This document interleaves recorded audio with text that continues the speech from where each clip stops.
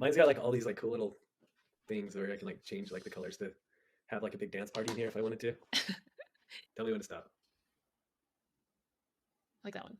Okay. Welcome to Life Manipulated, where we uncover the hidden biases that secretly shape our decisions.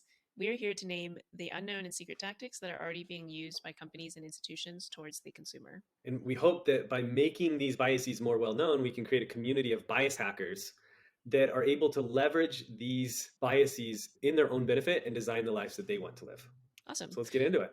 We're going to do decision paralysis. The general definition of decision paralysis is that when someone faces too many options, what behavioral scientists would call choice overload, they become paralyzed and unable to make a decision. And that's usually because they're scared of making the wrong choice, or they simply don't know where to begin on how to compare all of the options or even how to start thinking about what decision that they want to make in that situation.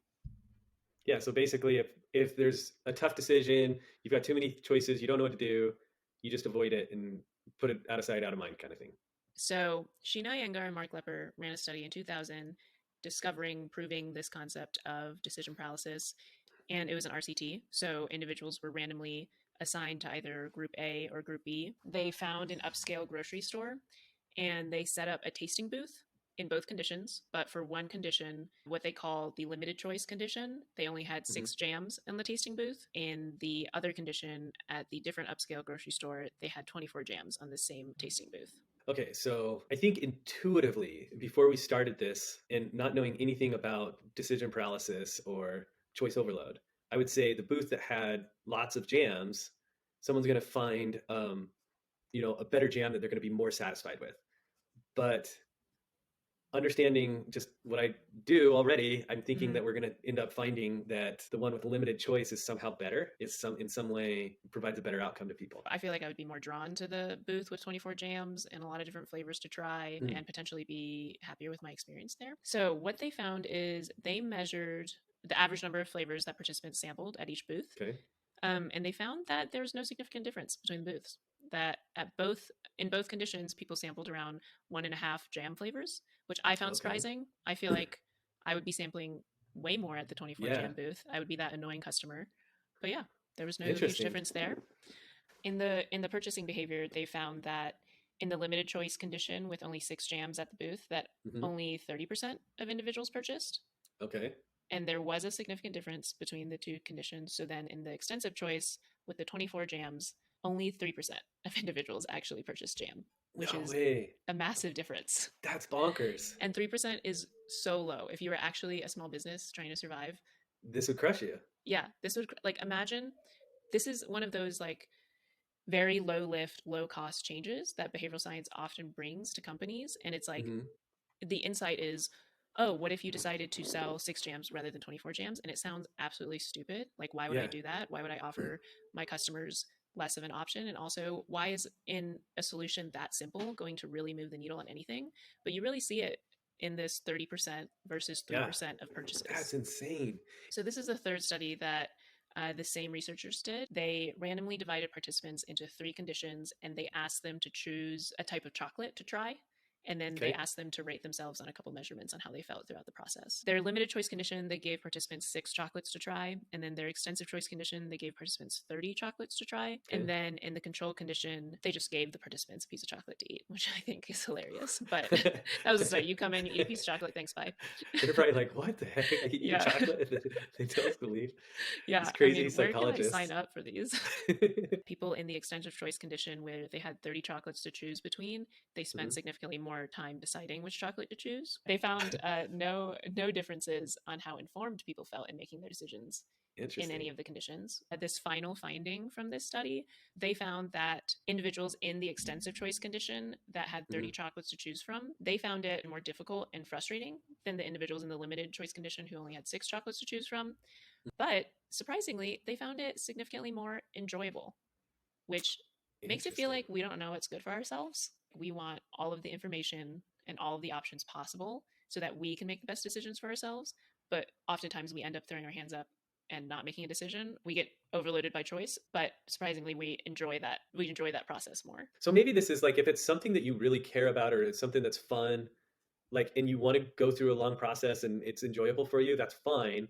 Just know that it's not going to necessarily increase your overall satisfaction Yeah. later with your choice by going through that process. So like if you really love cars, maybe you'll go through this difficult long process of figuring out the exact right car for yourself. But then at the end of the day, like it's not going to bring you much more happiness of getting the car you end up choosing than if you only have six options to choose from. In this study as well, they found that both limited choice and extensive choice conditions rated higher satisfaction than the control condition that was just given a piece of chocolate. Like if you weren't able to make a choice on what car you buy and you were just given one. I mean, well, I would be pretty happy if someone gave me a car for Yeah, free. that's true. We're gonna need Mr. Beast to like gift us a car or something. Yeah, and then Um, rate how we feel. yeah. Um, okay, so one of my favorite things that we're going to be doing in this is that we can like take this what we've just learned and we can figure out a cool way that we can apply it to our own lives to leverage it in our favor because we're always being bombarded by people using these biases against us to try to like get us to buy the things they want and believe the things they want to believe. But like I'm curious like if we can brainstorm some ways just quickly how we might be able to do this. And I also want to open it up to anyone listening if they can, make comments or on our website, like, hey, here's how I would use this in my favor. Because I think that's the whole idea behind the bias hacker movement that we're trying to create is this idea that we can understand these principles and then use them in our own life for our own good, kind of like we're manipulating ourselves to have the outcomes that we want. So one idea that I had as I was kind of thinking through this is like, if there's something that's super complicated and I have like too many choices, I could maybe try to dumb the choice down into categories. So it's like using the jam as an example. Like I imagine that all these choices of jams, there was like one that was like strawberry based, but it was like strawberry mint or strawberry this or strawberry that. And then, but then you can say, okay, well, am I more in the mood for strawberry, raspberry, grape, or, whatever else, right? So just try to narrow it down into categories and then make your choice based on the broad category rather than getting caught up in the details. Something that is actually researched and backed by data is that a way to combat decision paralysis is by simplifying your choice attributes or the number of available options. This can be accomplished as a table comparing different attributes of often various subscription services or various tiers of the same service. Usually, you'll see a basic plan that offers 4 attributes in a table and with maybe gray check marks. And then you'll see a premium plan with those same 4 attributes and then 2 more with like a very exciting green colored check mark next to the 2 extra ones, and et cetera, which makes you feel like, oh, this premium plan is obviously providing me way more than this boring grayed out basic plan. What they're doing is they're really just taking the cognitive load of having to create that table in your own head off of the consumer's shoulders, and they're Gotcha. showing them the actual value that's being added with the premium plan. The way that I embrace decision paralysis is that if I am deciding between a lot of options of, let's go with the newest kitchen gadget that I want that I think will make my life significantly easier. And there's a bunch of various kitchen gadgets or a bunch of different types of one that I'm really trying to decide between. And I feel like I'm just in a tumultuous state for the next like however long I keep those items in my cart because I just can't decide on which one to choose, and I'm not going to get all of them because that would be too ridiculous. Okay. And I realize that what I'm facing is decision paralysis, and I'm like, oh, I'm going to embrace this and delete everything and throw my hands up and say, I'm not making a decision because maybe I don't need this thing that I've lived many happy years without.